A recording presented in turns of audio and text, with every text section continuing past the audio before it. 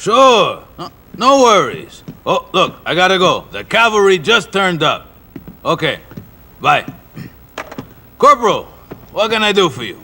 Listen, Jerry, you gotta get rid of that stuff. It's making me nervous. I'm not into drugs, and Chill the fuck out, my friend. You're really getting on my nerves. Besides, who are you gonna get in trouble with? I'm your superior officer, and you told me you needed the money. I do need the money. Uh-huh.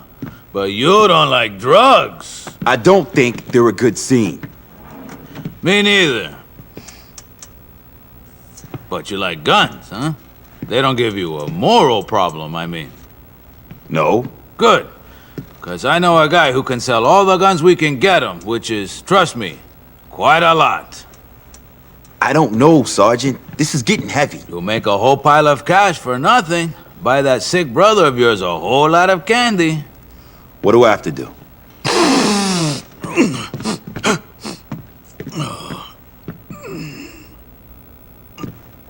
Nothing.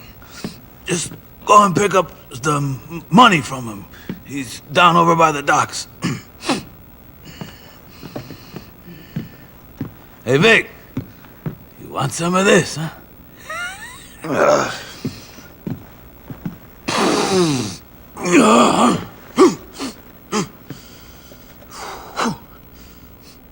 So I find that a bit odd there in the cutscene. You know, you have Jerry Martinez there, you know, Sergeant Martinez, consuming his coke, but by sniffing it.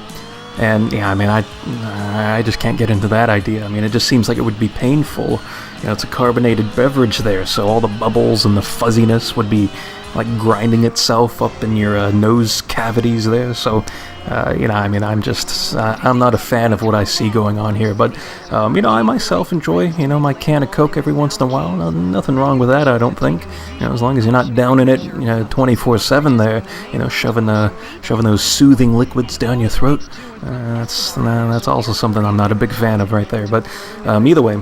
What I am a fan of here is that Sergeant Martinez is having us meet Phil Cassidy, who's making his 4th appearance in the Grand Theft Auto series, as he has appeared in Grand Theft Autos 3, Vice City, and Liberty City Stories up to this point. So I really enjoy his Vice City, I guess, showings, because in Vice City, and in this game, he's voiced by Gary Busey, and his character really seems like over the top and crazy, which is a great balance to the straight man that the protagonist usually is.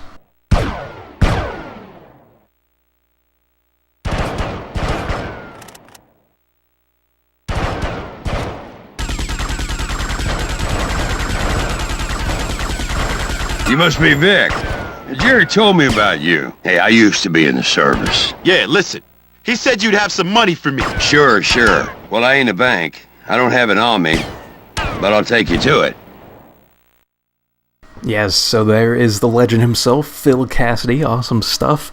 And essentially what this mission is just a tutorial showcasing us the, I guess, gun mechanics in this game, you know, in case you want to use your water pistol against your enemies, or you can even do hand-to-hand combat in case you want to slap some people around there, so there are options for you. I've been having trouble with them Cholo boys. Some of them have What the hell is a Cholo? Bunch of Mexican gangbangers, bad boys, trying to take over all the gun running in town. Look, where's the money, Phil? Yeah, well, funny thing, you see, it's like this. It's under the floorboards of my old place, but the Cholo evicted me and now I can't get to it. I'll get to it. See you around.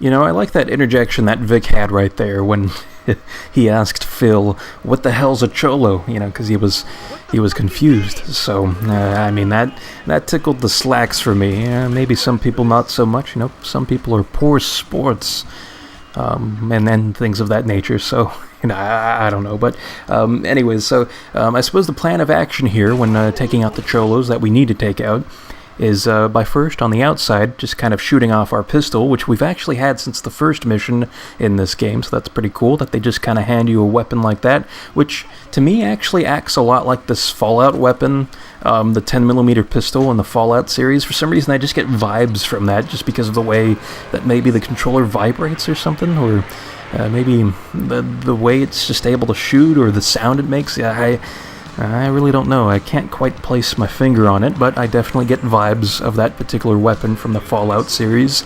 More specifically, Fallout 3 and Fallout New Vegas, the Fallout games I'm most familiar with there. But besides the pistol, though, I just kind of shot that off randomly, just to kind of get the crowd outside to disperse and get the hell out of the way while we take care of business against the cholos that we actually need to shoot at. So it just makes it to where, people aren't in your line of fire as you're shooting with, I'm assuming, your assault rifle.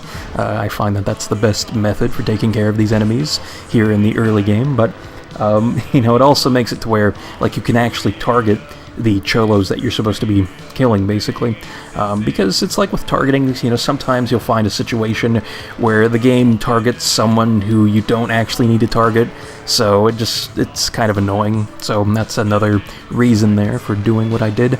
And then when you head on into the inside there, you quickly pull out your giant schlong there, with the assault rifle, and you just take care of business real quickly. It's a very straightforward thing and very enjoyable, I think. I like this mission.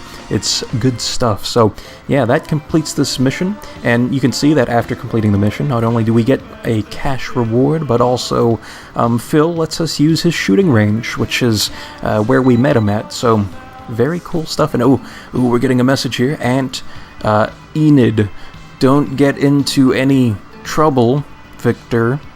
We're counting on you. Lance says hi. Okay.